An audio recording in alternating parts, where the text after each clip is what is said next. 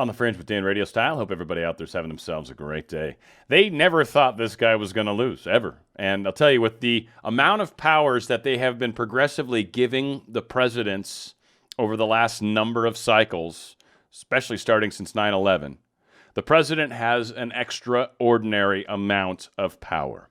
Executive orders, something he can do right up until his last day of office, quote unquote. Am I expecting today to play out like we want them to? Well, I don't know. We've got some stories to suggest that it may not matter. I do know that it's super important that people go out and cast their vote today if you live in Georgia, for sure. Obviously, legally cast your vote.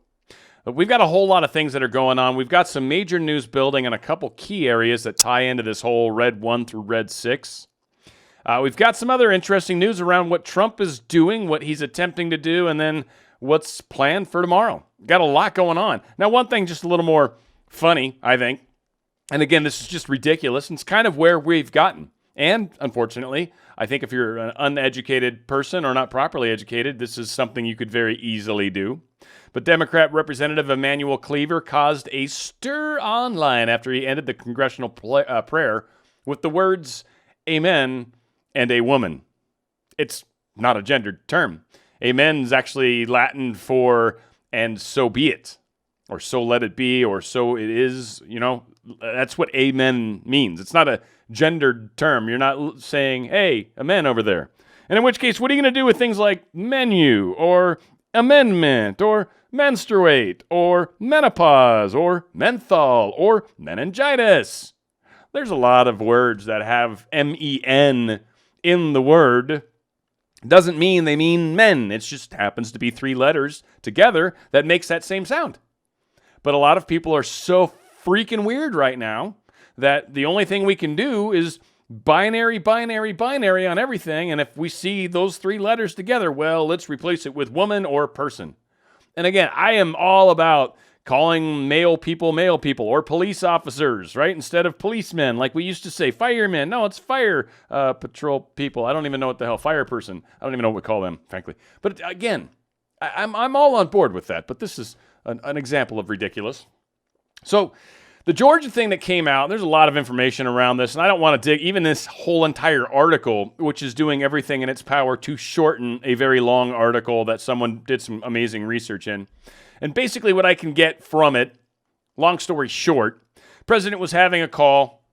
Essentially, they were working out a settlement, and they were trying to get some information that only the director of national, I want to say it's not national security, it's the, so yes, Mitchell stated that the campaign had asked the Secretary of State's office to share data that only the Secretary of State has, that the Secretary of State is relying on to claim the campaign's allegations are incorrect. And this had to do with whether or not dead people voted. That's predominantly what this whole discussion had to do with. And what we've come to find out is essentially, you absolutely, as a presidential candidate, it seems, have absolutely no rights to go after Georgia on anything that has to do with an election at all. Period. And that's basically what came out of the phone call. They were working on a settlement. Some people have tried to make it sound like Trump was asking him to look for votes. He's not. And under the context of what he was saying, he was looking for voters that were illegal or illegitimate or voters that shouldn't be voting. He wasn't looking for voters for him. He was looking for bad voters. And he's like, why aren't you doing your job? Long story short, doesn't seem like there's a whole lot of legal authority in Georgia. Isn't that interesting? And in a place that we've already seen massive amounts of strange things happen, certainly the arena is going to stand out forever as something probably criminal that we have evidence of. I would say borderline proof when you couple it with the fact that you see the spike and everything else, and I'm assuming there's some logs somewhere that suggest that's exactly what was happening. So nothing we can do about Georgia, and we're going to use the same equipment and same process that already created one faulty election. We're going to use that again today. And then if anyone has any concerns about how it turned out, too bad, so sad, you probably really can't do a whole lot about it.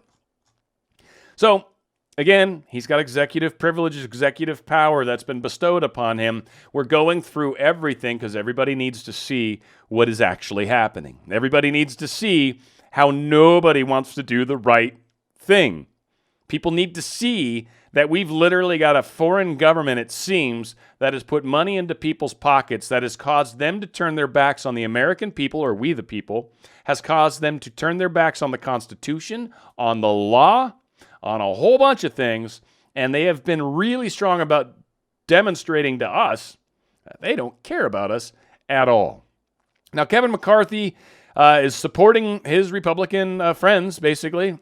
He supports his Republicans in objecting, essentially, long story short. So Kevin McCarthy's come out, Nunez and one other, we're going to have a slide for them. But a lot of people are getting credit where credit's due. Ted Cruz keeps showing up, and I know I've been hammering on Ted Cruz, and I'm going to continue to hammer on Ted Cruz. Ted Cruz has made a lot of noise, but I haven't seen any substance come out of him. I hope he does the right thing. I truly do. But I don't want any of these politicians, especially the ones that have an R. The people that have an R next to your name, you have an elevated sense of responsibility right now. One, the future of the Republican Party is not the old Republican Party. We will never go back to the old Republican Party. Too many people are awake. It's either there's this new Republican Party, or we're going to come up with a Patriot Party or something that's going to be completely different than the Republican Party. That being said, yeah, we're going to be hard on all you guys to make darn sure that you do what you're supposed to do tomorrow on the 6th. That has to happen. Georgia, we'll see. And again, this is a bit of a scary time that we're going through right now, folks. There should be enough votes. In-person voting should assure the Republicans a win. Really. I know one of the races, the one with Loeffler, is kind of close. But I honestly think after Trump went out there last night, and pretty good speech. He was really late getting out there, but it was pretty good all in all. And Loeffler's not as popular as the other guy, but the other guy's pretty solid in there. So we'll see how it plays out. I don't know. What happens if we get one Dem, one Republican? I kind of wonder if that plays out, right? Because I think that still gives us a one-person majority, which isn't very promising because one person's easy to buy out, aren't they? So we'll see, again, how that all plays out. Now, what's really funny is you've got all the Democrats right now, and it's literally all of them. Right now we're talking about how it's wrong and how bad it is for democracy that the Republicans are going to question whether or not this is allowed to happen. They're going to question whether or not the election's legit and all that, right? And they're talking about how this is the worst possible thing ever. Well, I kind of want to give you a little example of what the Democrats have done in our recent past. Let's check it out. Could there be a big pothole on the road to the Bush inaugural?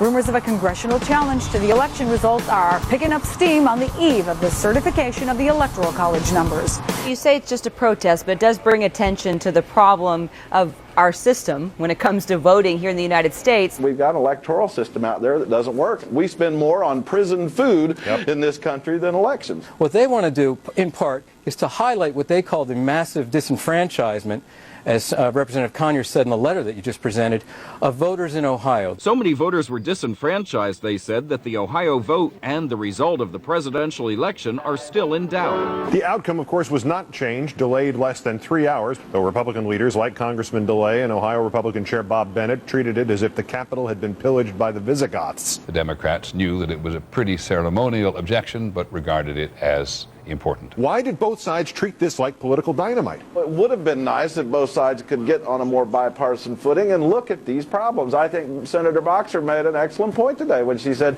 we've got soldiers abroad dying for democracy, and we need to fix our own democracy here at home, and that's really what it's about.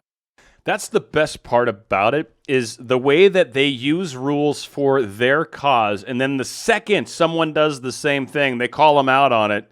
And they go, no, you can't do that. You can't use our own stuff against us. We used it first. No takebacks. It's ridiculous how the left works. They're absolute, total hypocrites. Period. End of story. Nothing else to see here. It's amazing to me. It continues, and it will continue. But this is what we're up against, folks. This is why people are waking up. There is an obvious lie, an obvious hypocrisy that is happening all around us. Former Arkansas governor candidate Sears Bilderberg, Tom Cotton. I love it. So many nicknames in one name. But anyway, they're sliding after this Tom Cotton guy for siding with Biden on January 6th. So people are going back and forth. Again, if you got an R next to your name, you better get on board. And why is it all the governors out there in like North Dakota, South Dakota, like they're hot? Anyway, just saying. Really. Anyway.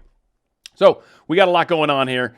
Jan Morgan, former Arkansas gubernatorial governor, the candidate, slammed Senator Tom Cotton for announcing he will not object to the Electoral College votes.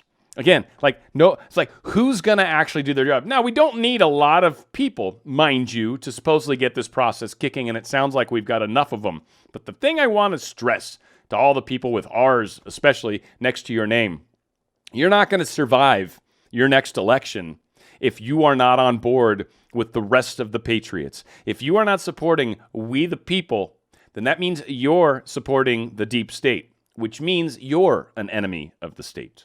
This is your one chance to do the right thing.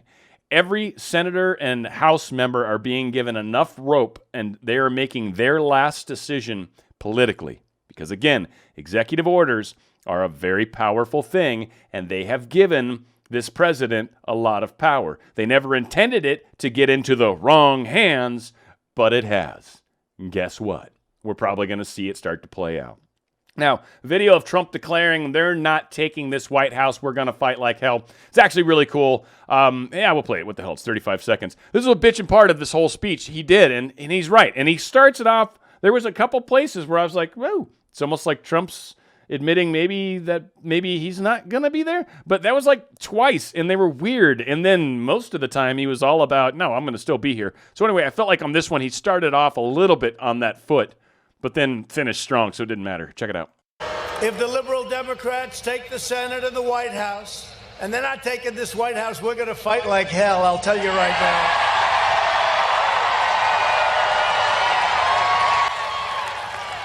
You know, I was telling Kelly before, you can lose, and that's acceptable. You lose, you go, and you go wherever you're going, and you go and say, maybe I'll do it again sometime, or maybe I won't, or I'll get back to life.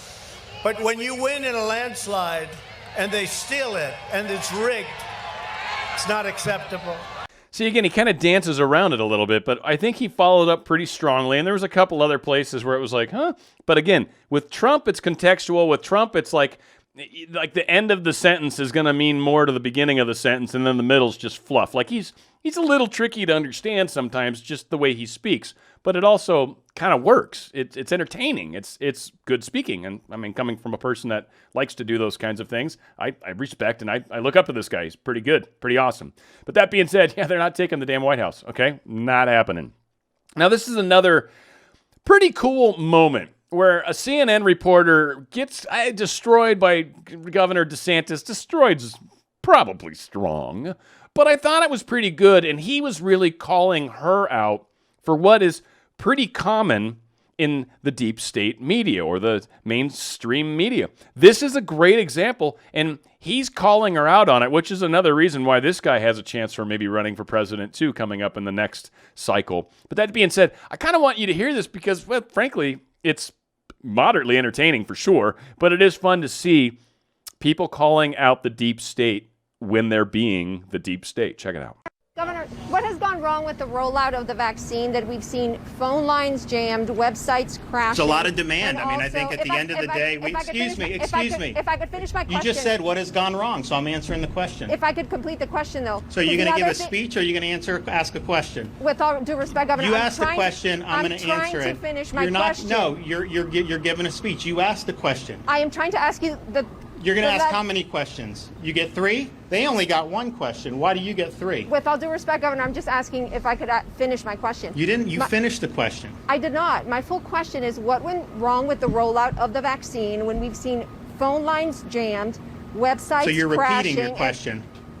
To complete it for you, Governor, we've seen websites crash and also senior citizens waiting overnight for the vaccine. Where was that at?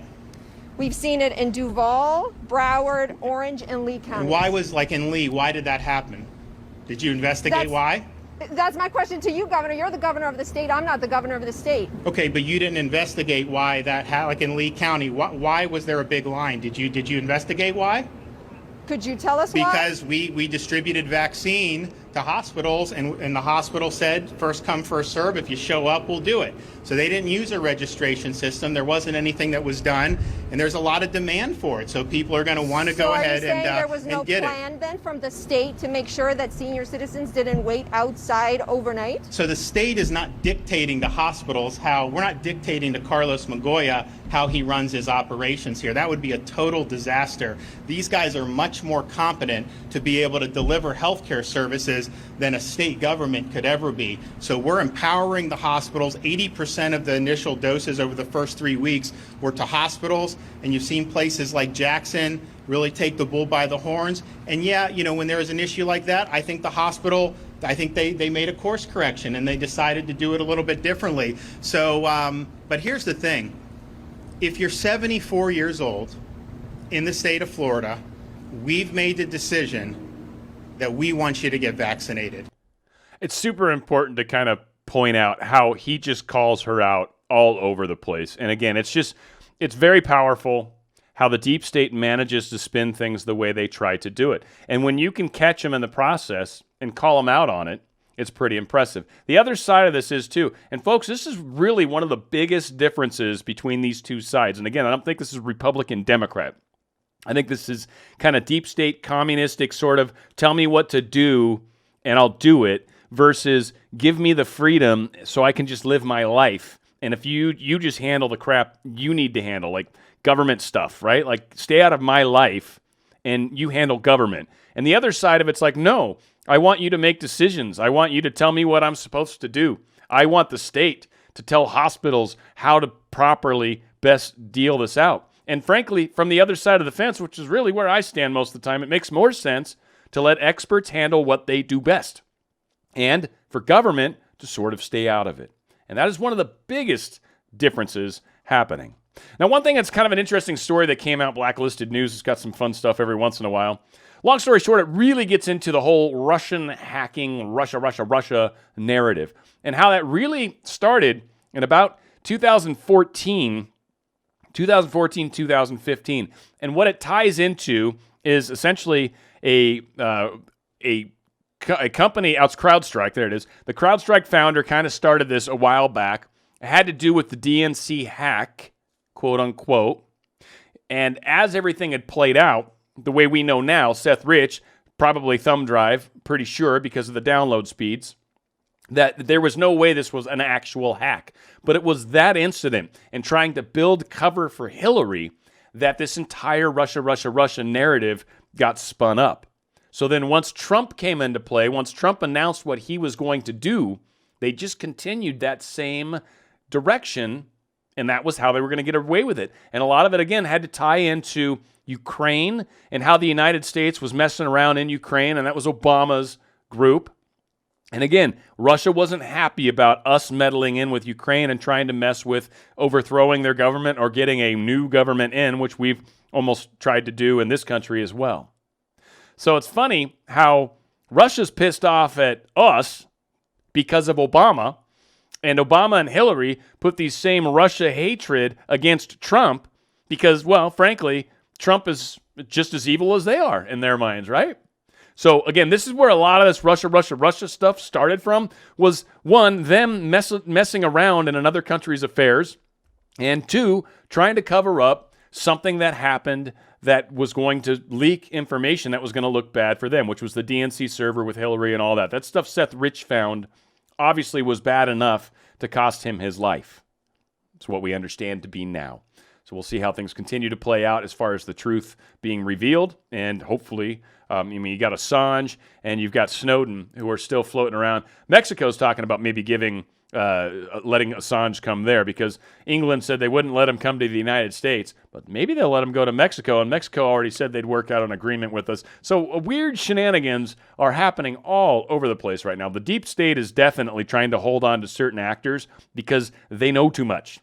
And they don't want that information getting out. They want to be able to end those individuals the way they want to. And usually that's some form of accident or sickness or something like that.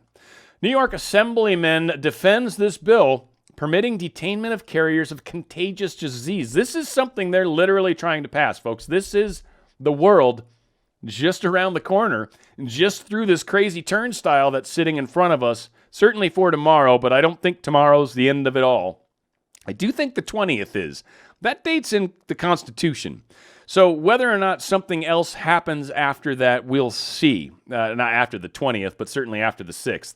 Again, I don't think we're going to be able to talk about it, and I do think a lot of the Red 1 through Red 6 stuff could very well start happening tomorrow. It could. It could. I don't know for sure. There's a lot of information spinning around right now, but this is the world that they're presenting to us. They want to be able to lock you up if they think you have COVID or something else. And then on top of that, they can administer whatever medicine they want. That is 100% communism, folks. Everything about this is communism. Nothing about this is okay. Now, interestingly, Lower Manhattan, a place where guns are totally illegal. I don't even think you're allowed to have them, or they're really hard to get. Either or. Here, they're probably like California. It's very, very hard to get. So a man wielding a baseball bat goes on a Grand Theft Auto-style crime spree in Lower Manhattan. Just literally stole a car, was busting stuff up, was attacking people with a bat. Again, it is not the weapon that's dangerous. You set a gun on the counter, it will not fire on its own. You set a baseball bat on a counter, it will not swing at somebody on its own. You set a knife on the counter, it won't do anything on its own. It has to do with the person holding it. You could make every possible weapon under the sun illegal. The one thing I learned when I was in martial arts when I was younger is anything can be a weapon. So you can't get rid of all the weapons. I'll find out a way to do it with a washcloth if I have to. You're not going to make those illegal. So again, just kind of more tongue-in-cheek maybe. But it's an example of how frustrated people are right now with the lockdowns, with some of the strictest cities that exist. There are some frustrated people. And I think, and I've got a couple stories coming up here in a second, I think that ties into the plan. I think this is intentional. How can we ruin the economy? Well, you close businesses, you do that, right? How can we absolutely ruin people's will to live and make them angry? Well, you pit them against each other. You take down everything they've ever worked their entire lives on. You tell them that their neighbor's pissed at them and is spying on them. You create paranoia and anger, and then you just watch it unfold. It's a lot of fun, I guess. So we're going to see, again, how this continues to play out. Something that's still interesting, and I don't know how to read this, but it's interesting, is Monday, January 4th, apparently the defense secretary acting, Christopher Miller, and I've talked about him recently, and he's a good guy, but he's acting. But he was bringing back the USS Nimitz carrier group from down by the Middle East. And he was going to start bringing them home. He essentially was either he put the order out, or he was maybe presenting this to the commander-in-chief and saying, hey, here's what I'd like to do. Long story short, Trump's like, yeah, no, we're not doing that right now. We're not pulling our troops away from Iran right now. So are they expecting something? They have been. The 3rd was the anniversary of that scientist that met his fate in his car. And they could have been Israel, might have been us, could have been both. Who knows? Doesn't matter. That happened. And they were really mad about it. And all the deep state media came out and said how this man was a gentleman and a scholar, even though he was a terrorist. Just more of the same. But they tried to send some more troops home. And again, Trump's been the best president, I think, ever. As far as no wars, I mean, there's probably a couple others. Carter, I don't know if he ever did. But he's brought more troops back. I mean, at least in the last 20, 30 years, Trump is heads and shoulders above everybody else when it comes to that. So not sure what's going on in the Middle East, but it ain't over yet for sure. And I don't think they want to look weak or have anyone take advantage of what's going on. More fake news that came out. Believe it or not, fake news. I know, it's hard to believe. What? People still give fake news these days? Yeah, it seems so. I was being sarcastic. The Proud Boys dude, Enrique Tarrio, people were talking about how he was arrested with a firearms magazine. Now, Proud Boys guy was arrested, and supposedly it had to do with when they took a flag, a Black Lives Matter flag, off a church, I believe in Washington, D.C., and burnt it in the street. And that's what he got arrested for. And he's going to be out on bail probably today, probably already is. But the firearms magazine thing was not in the police record, was not found on him. I think it was in his stuff. He probably had some weapons with him or something. They might have had some things with him, but probably shipped in a legal way or whatever. But that was not in the police order. It's not in the police record. So this whole firearms magazine thing, it's a lie. Absolute lie. So he's going out there, obviously getting ready for tomorrow. And tomorrow is going to be an exciting day. Millions of people are going to be out and about. And this will be the day, I think, where they really start to kick this infamous slide. This infamous slide, 4414. Red 1, POTUS Twitter removal. I still think that could happen tomorrow morning just because it's the 6th. Some rogue, random Twitter employee says, this is the day they're going to vote for Biden anyway in the Senate. Screw it. I'm taking his Twitter account away from him. He cannot have the President POTUS account anymore. He can only be at real Donald Trump. So that could happen tomorrow. We'll see. I don't know, because if all this stuff is supposed to play out in order, and I don't know, again, if that's how if I would imagine these could happen out of order. I don't think they're that stuck on the order that they go down. This may make sense from this standpoint, though. So, who knows? So, Red 1, POTUS Twitter, I can totally see that happening tomorrow, but we'll see. Obviously, it's a day away. And if I'm wrong, I'm wrong. I'm not here to I'm right about everything. No, this is just hunches, man. I'm just a lot of information out there. I'm happy to be wrong, but I think there's some chance to this. Red 2, Central Communications blackout.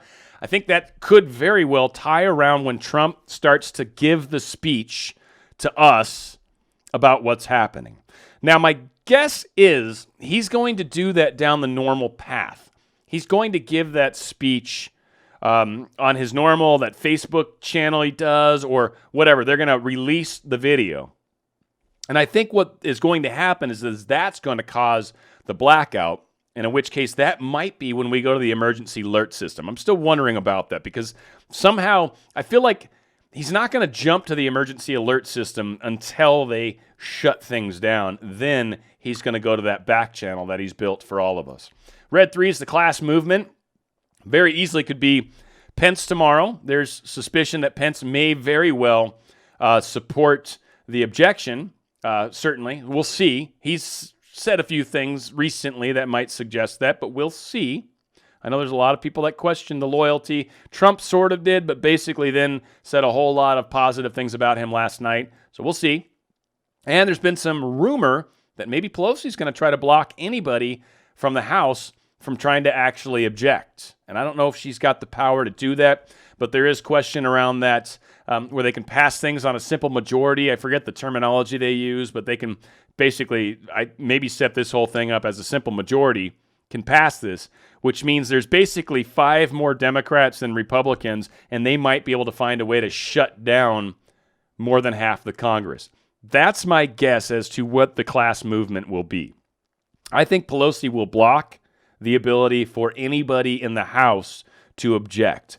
If nobody in the House objects and only someone in the Senate or people in the Senate object, supposedly it can't move forward. I've heard some people say, no, you just need 2 people. No, I have heard, and I've heard it in more places than the other, that you need 1 of each, and that's it. 1 House, 1 Senate. Boom. If nobody from the House can come forward, or if the vote of the House is done as a unanimous majority, yeah, those people aren't going to be able to raise their hands no matter what. Seeing the way Georgia played out, seeing what Pelosi is certainly capable of and desirous of, that's my guess. She's going to block it tomorrow.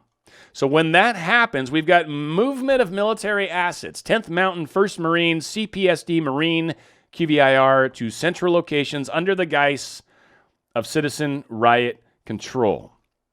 Wisconsin governor mobilizes National Guard in preparation for riots. The Jacob Blake police charging announcement is about to come out, and they didn't find him guilty.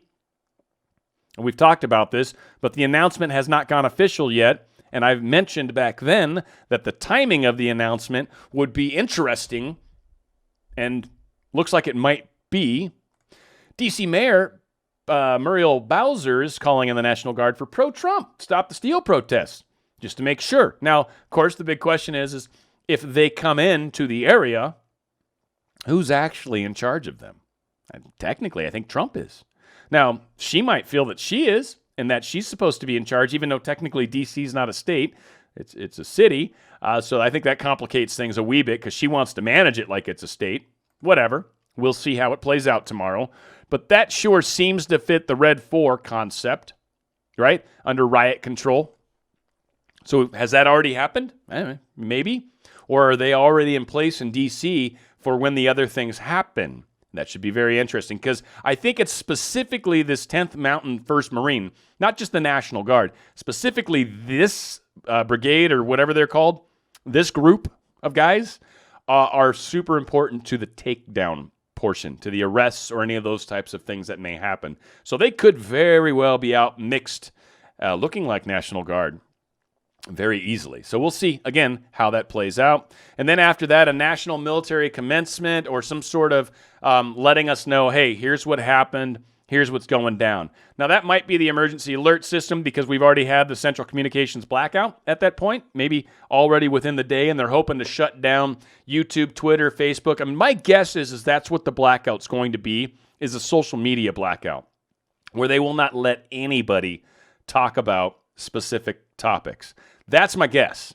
And I think when that happens, and they're going to attempt to try to keep Trump from talking about things, when that happens, that's when he's going to go down the emergency alert system. I don't think they're at a point where they're going to drop an EMP or something on the country to try to stop that.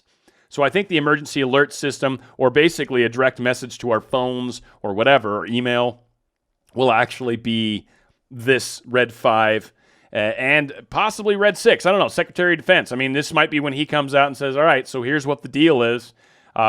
Here's what we've got to figure out, folks, and here's where we move forward. And so we'll see, again, how things play out.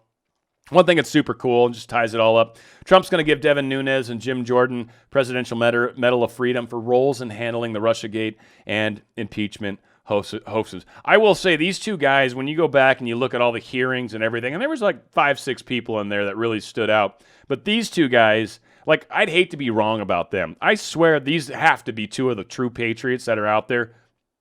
You know, I could find out we're wrong. Again, I don't think Pence is going to fall into that. I don't think Pence is a bad guy. I really don't. And I think Pelosi is going to be the one that actually breaks the mold. And maybe they had that Pence-Pelosi thing in there because they wanted people to question Pence because they were going to make use of that fake news. Essentially, it's a counter psyop. Man, there's so much going on, folks. There's the news, there's real, and then there's this fake stuff that they're trying to get the fake media to understand, and then the fake media is trying to get us to understand fake news. There's so much craziness going on. So at least we can judge people's characters by the actions that we're able to perceive, and when you see something like Trump giving these guys medals, that implies that at least Trump is behind these two, and Trump is even behind Pence right now. And I'll tell you, I trust Trump. I don't trust a lot of people right now, but I trust Trump. And so we'll see how tomorrow plays out, but this is huge, and we'll see how today played out. I'm almost expecting a mix, one of each. That's what I think will happen, because I think if they go full Democrat, people are going to snap, and I think they don't want to let us have full Republican. I just don't think. I think they're going to fight it. I mean, again, my girlfriend was asking, do you think they'll cheat? I mean, everyone's watching. I'm like, of course they'll cheat. They can't win this if they don't cheat. So they have to. They have to cheat. It's the only way they might win. So, again, they want to maintain power at all costs, and they realize that there are some more question marks around the corner, and nobody's 100% sure what trump card Trump's got up his Trump sleeve. We'll see how that all plays out. United, we are strong, folks. This is the time to stand together, stand strong, stand proud, and be loving amongst all of us. This is not a time to hate one another. This is not a time to say, you're a Democrat, I hate you. No, it's not. Not all Democrats are bad. Not all Republicans are good. Okay, we need to get past these labels. That's something that the left does. That's something that the deep state wants us to do. Let's accept the fact that people are people, and people have opinions. And just because someone's opinion is a little different than ours doesn't mean they're an X, Y, or Z. We don't need to name them. We just need to talk. Let's have discussions. You feel that way about that? I feel this way about that. Let's talk about it. Maybe we can meet in the middle. Maybe there's a bit of common ground that we can find. But this whole partisan thing is out of control. We are so politically divided in this nation right now, and intentionally so. Every single thing that's ever voted on becomes partisan by the deep state. That is how they divide us. That is how they keep us separated. By ideology. Pick abortion, pick race stuff, pick the way just pick anything that's out there. And it's split. If you're a Republican, you're supposed to be on this side of it, and if you're a Democrat, you're supposed to be on this side of it. That's stupid. Let's start handling issues issue by issue rather than party basis. Screw that.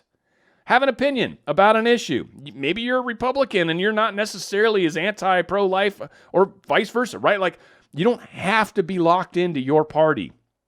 You can be a party member and still have opinions of your own. Stop letting people tell you what you're supposed to think and believe, and try to open up your mind to what's going on, to the fact that there are other people here. That's what makes this earth awesome. United we are strong. Where we go one, we go all. It's on the Fringe with Dan RadioStyle. And some more stuff. Talk.